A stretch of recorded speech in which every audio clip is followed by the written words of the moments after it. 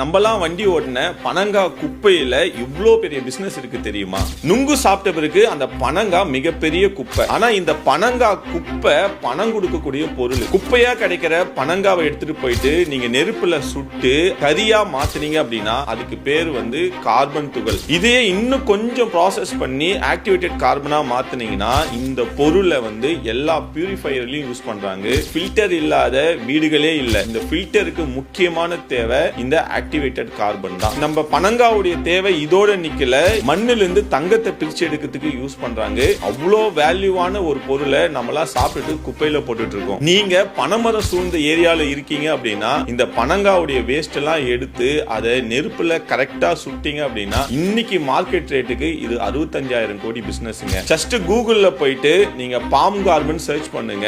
India மார்ட்ல எக்கச்சக்கமான listing இருக்கும். இதுதான் பனங்காவுடைய மதிப்பு. குப்பைன்னு நினைக்கிற ஒரு பொருள் இருந்து தங்கத்தை பிரித்து எடுக்கக்கூடிய தங்கமான ஒரு கார்பனியை நீங்க எடுக்க முடியும். All the best.